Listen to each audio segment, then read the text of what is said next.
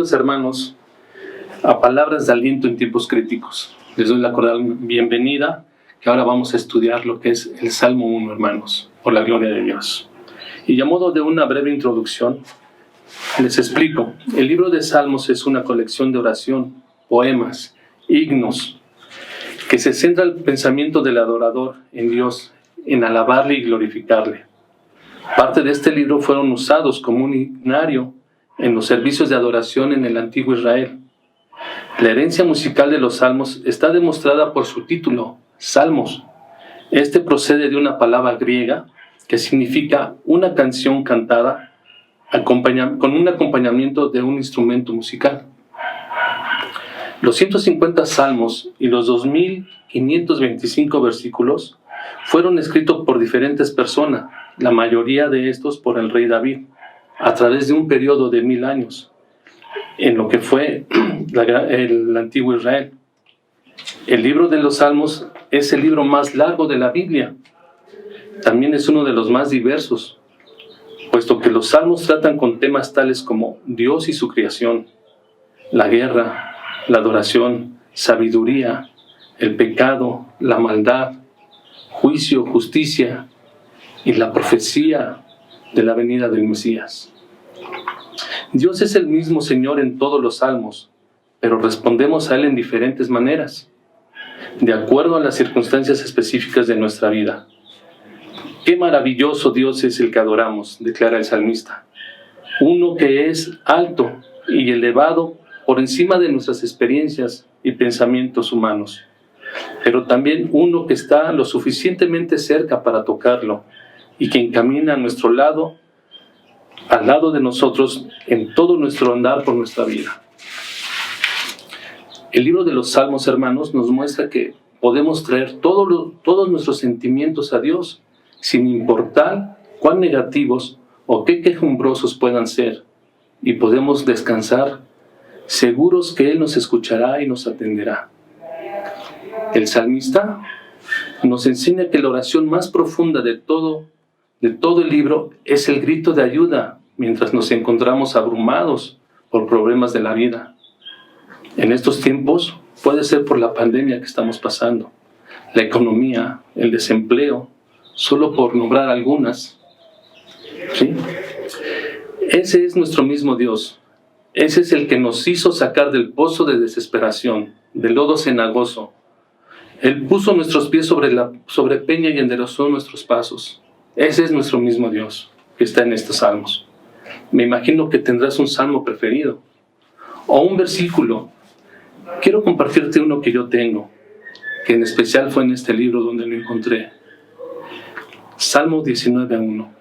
Dice: los cielos cuentan la gloria de Dios y el firmamento anuncia la obra de sus manos. Cuando yo me puse a pensar en esto, hermanos, me di cuenta que no tenía yo ni la imaginación ni la capacidad de darme cuenta qué tan grande es nuestro Dios. La mayoría de nosotros, cuando empezamos a caminar en nuestra nueva vida con Dios, este fue uno de los primeros libros del cual nos enamoramos, ya que nos sentimos identificados con Él y con su contenido en momentos especiales de nuestras vidas. Sin temor a equivocarme, no importa si estabas abrumado, desesperado, con miedo, o quizás tuvimos una victoria en el Señor, siempre encontraremos ejemplos y palabras de ánimo para seguir adelante. Ahora quiero invitarte a tocar la puerta de entrada a este hermoso libro, al mar de bendiciones que Dios nos dejó en estos salmos, y te pido que vayas por tu Biblia. Si no la tienes, no te preocupes, hermano.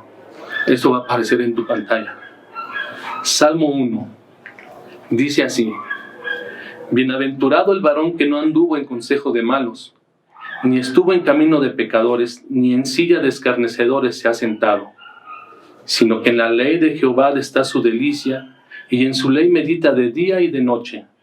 Será como árbol plantado junto a corrientes de aguas, que da su fruto en su tiempo y su hoja no cae, y todo lo que hace prosperará. No así los malos, que son como el tamo que arrebata el viento. Por tanto, no se levantarán los malos en el juicio, ni los pecadores en la congregación de los justos.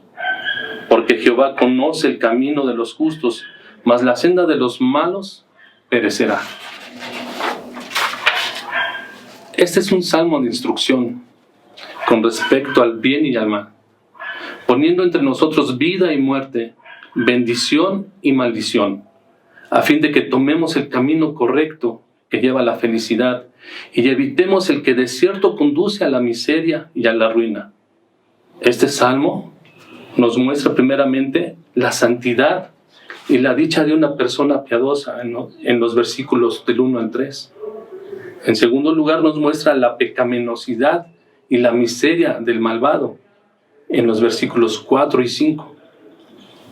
Y por último nos muestra el fundamento y la razón de ambos casos en el versículo 6. Versículos 1 y 3 del Salmo 1 nos dice el salmista: comienza por el carácter y la condición del hombre bienaventurado. El Señor conoce por su nombre a los que son suyos. En el libro de Números 16:5 nos dice: habló a Coré y a todo su séquito diciendo: mañana mostrará Jehová quién es suyo y quién es santo, y hará que se acerque a él. Al que él escogiere, él lo acercará así. Pero nosotros, que no vemos los corazones de ellos, hemos de conocer a ese hombre bienaventurado por su carácter, el cual nos presenta aquí mediante las normas que él escoge para su conducta. Pero quiero explicarte, la palabra bienaventurado significa bajo la bendición de Dios. También significa feliz, más que feliz, muy feliz o satisfecho. Aquí cabe cualquiera de los tres significados, pero la bendición y la felicidad son consecuencias de una decisión de consagración a la vida que es buena ante los ojos de Dios. Eso depende de tener esa decisión. Y no es fácil. Muchos lo han intentado en sus fuerzas, a su manera, movidos por emociones, y no les alcanza, ni les alcanzará. Nuestras características de una vida de consagración deben notarse en nuestro estilo de vida, hermanos. En el versículo 1 nos dice: no anda en consejos de malos. Se pone primero esta parte de su carácter, porque apartarse del mal es el primer paso por el cual comienza la sabiduría. Recuerda lo que nos dice Proverbios 1:7: el principio de la sabiduría es el temor a Jehová. Los insensatos desprecian la sabiduría y la enseñanza. Aquí también nos enseña los dos polos opuestos. El hombre bienaventurado tiene a su alrededor a malhechores, de esos de los que el mundo está lleno. Estos hombres malhechores los describe aquí por medio de 3 ejemplos: malos, pecadores y encarnecedores, dice el Salmo. Estos van en crecimiento. Primero son malvados, malos. Carecen del temor de Dios. Cuando falta este temor de Dios, el hombre muestra ser pecador, en abierta rebelión contra Dios. Las omisiones abren el camino a las acciones, y así se endurece tanto el corazón, que de tal manera que los pecadores siguen su camino hacia ser escarnecedores. Ellos desprecian todo lo sagrado, burlándose de la piedad y tomando a broma el pecado. Eso nos indica una persona que no se somete a ninguna norma, sino que se deja llevar de todo mal. Deseo de la carne es lo que a ellos lo mueve. El hombre bienaventurado ve con tristeza a los tales, cuyos criterios son tan insensatos y tan opuestos a los suyos, que por consiguiente no anda según los consejos ni los criterios de ellos. No sigue sus principios ni toma el camino de ellos, ni se sienta para participar y correr en sus caminos, los cuales equivaldría a asociarse con quienes promueven el reino de Satanás.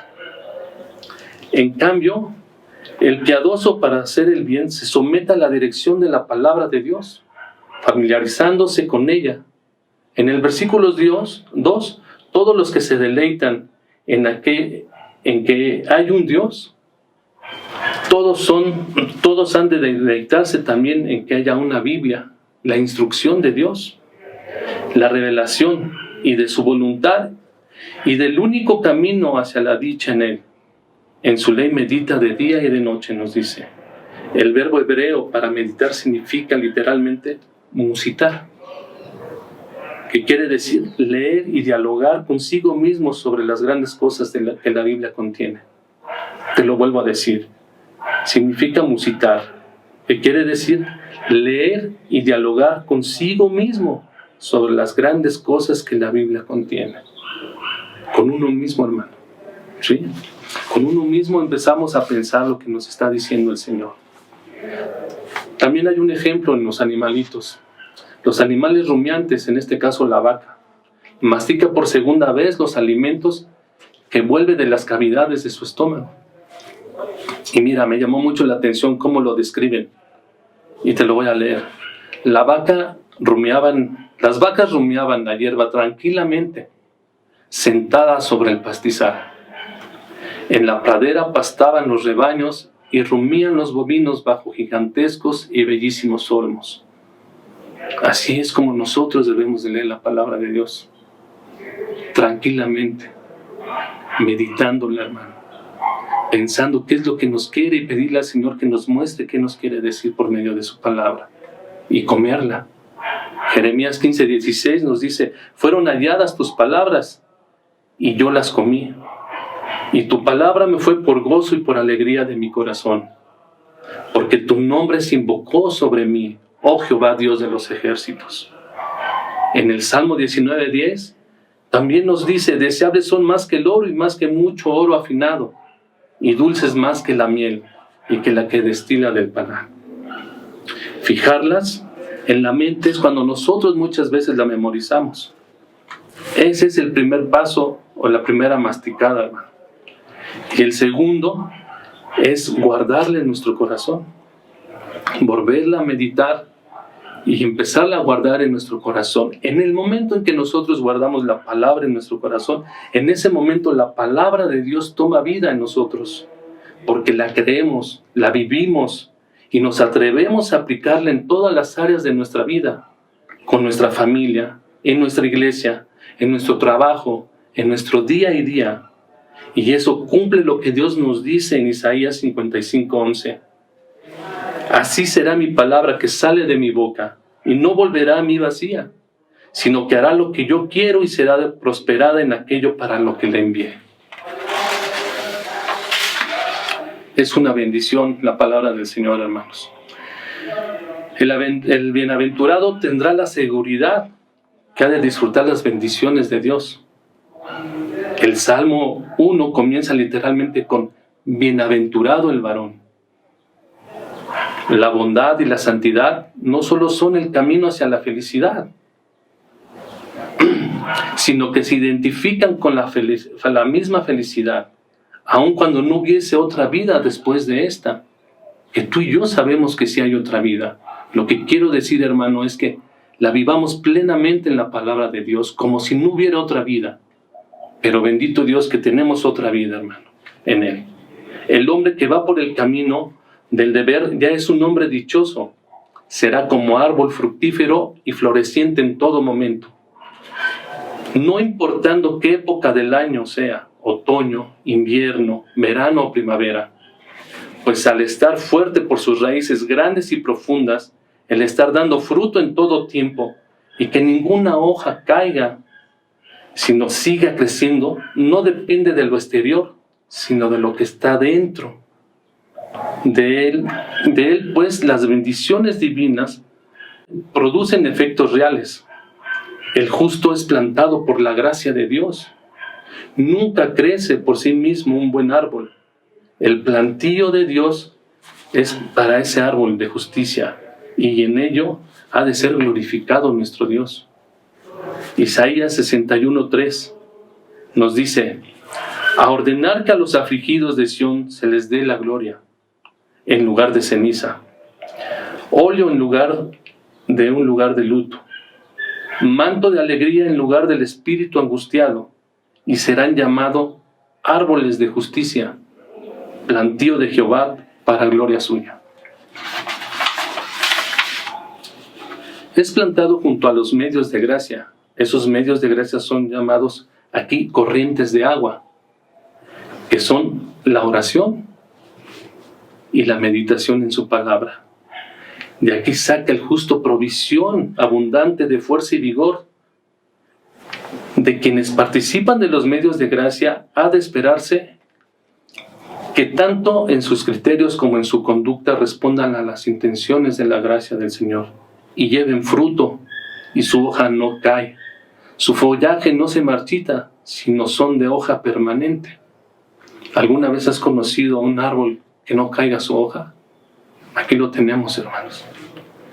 En cuanto a los varones que no le temen a Dios, o también son aquellos que se dicen ser cristianos, pero que en realidad son religiosos, sin fruto alguno, las hojas mismas al final de cuentas se marchitan y caerán, pues carecerán de la fuerza que Dios les da. En el versículo 4 y 6 del Salmo 1, nos dice cómo se describe ahora el carácter de los malvados. En general, son todo lo contrario de los justos, tanto en carácter como en condición. No llevan fruto, sino amarguras, celos, envidias, pleitos, etc. En particular, mientras los justos son como árboles útiles, valiosos y fructíferos, los malvados son como el tamo que arrebata el viento. Son como la parte más liviana de la paja, la cáscara del grano, el polvo que el dueño del sembradío quiere ver lejos de ahí, puesto que ya no sirven para nada. Se describe luego el destino final de los malvados en el versículo 5. No se erguirán en el juicio, es decir, serán hallados culpables y no tendrán lugar alguno en la congregación de los justos, pues ninguna cosa manchada ha de entrar a la nueva Jerusalén. En este mundo, hermanos, no es cosa difícil para los hipócritas, bajo la máscara de la fe, penetrar a la congregación de los justos y permanecer allí, sin ser descubierto ni perturbados. Pero a Dios no se le engaña. Podrán engañar a una congregación y quizás hasta algunos ministros, pero a Dios no. Dice 1 de Juan 2:19, salieron de nosotros, pero no eran de nosotros, porque si hubieran sido de nosotros, habrían permanecido con nosotros. Pero salieron para que se manifestase que no todos son de nosotros.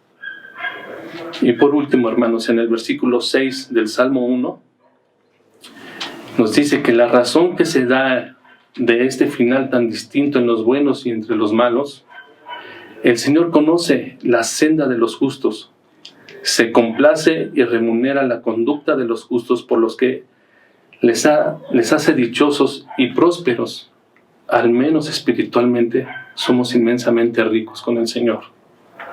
Pero está airado contra la senda de los malos, la cual lleva a los hombres a la ruina y a la perdición. Al principio te dije que este salmo era de instrucción con respecto al bien y al mal, poniendo entre nosotros vida y muerte, bendición y maldición, a fin de que tomemos el camino correcto que lleva a la felicidad y evitemos el que de cierto nos va a conducir a la miseria y a la ruina. Te voy a presentar un versículo muy, muy fuerte, hermano, donde nos anima, pero también nos pone un reto que debemos de tomar. Está en Deuteronomio 30, 19 al 20. Este también te lo van a poner en tu pantalla para que lo podamos leer, hermanos. Y nos dice Deuteronomio 30, 19 al 20.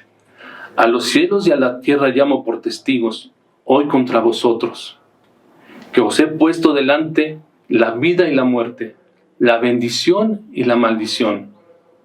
Escoge pues la vida, para que vivas tú y tu descendencia, amando a Jehová tu Dios, atendiendo a su voz y siguiéndole a Él, porque Él es vida para ti y prolongación de tus días, a fin de que habites sobre la tierra que juró Jehová a tus padres, Abraham, Isaac y Jacob, que les había de dar. ¿Te das cuenta a qué testigos llamó el Señor, hermano? Dice que a los cielos y a la tierra llamó por testigos. Date cuenta de lo que nos está pidiendo el Señor que escojamos. Hermano y amigo, en estos momentos de decisiones muy importantes, estamos viviendo un tiempo de grandes cambios y situaciones que nunca nos imaginábamos vivir. Las estamos viviendo. Pero también no perdamos de vista que estamos viendo la justicia de Dios y su misericordia. Y nuestra fe está siendo probada. En estos momentos es una gran oportunidad, hermanos, saber si realmente nuestra fe está cimentada en nuestro Dios. Necesitamos tomar grandes decisiones que trasciendan en nuestra generación. Sí, hermano. Sí, mi amigo. Esta decisión que tú tomes hoy afectará a tu descendencia, positiva o negativamente. A ti como varón de hogar, o a ti como líder de tu casa, si eres una dama y por alguna situación tú estás al frente de tu hogar. A ti como jovencita, a ti como joven, que aún sin casarse quieren tener una hermosa familia. Si tú tienes al Señor en tu corazón, decide por tener una vida consagrada y agradable para Dios, para alcanzar las bendiciones de este salmo y poner las bases de fe que servirán a tu esposa, a tus hijos, a tus nietos, a la gente que esté alrededor de ti. Y serán como pilotes, hermano, más fuertes que el acero, porque vienen vientos fuertes para este mundo y hay que dejarlos bien cimentados en el Señor. Eso es lo único que nos va a poder sostener en estos tiempos, hermanos. Si es verdad que esto es para alentarte, hermano, necesitamos tomar decisiones importantes para que el Señor obre en nuestra vida.